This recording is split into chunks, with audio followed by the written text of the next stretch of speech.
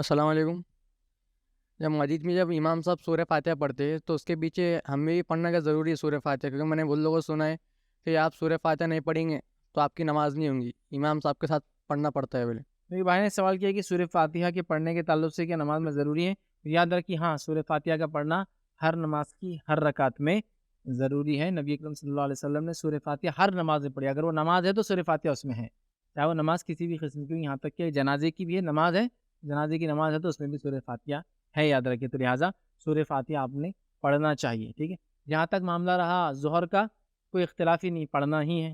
جہاں تک معاملہ عصر کا، کوئی اختلاف نہیں، پڑھنا ہی ہے۔ جہاں تک رہا اختلاف کا تو مغرب کی آخری رکعت میں تو پڑھنا ہی ہے جب امام خاموش ہے۔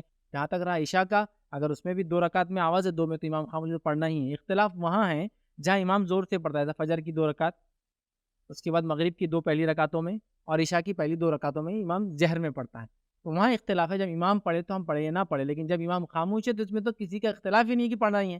اتنا تو کلیئر ہو گیا کہ ظہر میں پڑھنا ہے، عصر میں پڑھنا ہے، مغرب کی 1 رکعت میں پڑھنا ہے، عشاء کی۔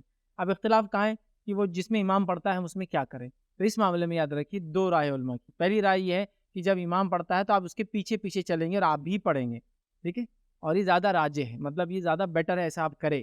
اور دوسری رائے یہ ہے کہ نہیں، اگر امام پڑھتا ہے تو آپ اس کے پیچھے پڑھنے کی آپ کو ضرورت نہیں، آپ خالی سنیں، یہ کافی، یہ بھی ایک رائے ہے، یہ بھی ایک رائے یاد رکھیں۔ تو لہٰذا اس میں چونکہ اختلاف ہے تو آپ اس کے بارے میں علم حاصل کریں اور وہ کریں، ہاں اس میں بھی آپ پڑھیں گے، امام کے پیچھے پیچھے آپ چلتے رہیں گے، ٹھیک ہے۔ تو سورہ فاتحہ کو آپ کو پڑھنا چاہیے، اس لیے کہ نبی اکرم صلی اللہ علیہ وسلم نے فرمایا، صحیح بخاری کی روایت ہے، اس کی نماز نہیں جس نے سورۃ الفاتحہ یا کتاب کی ابتدا نہ پڑھی ہو، اور وہ کتاب کی ابتدا سے مراد سورہ فاتحہ یاد رکھیں۔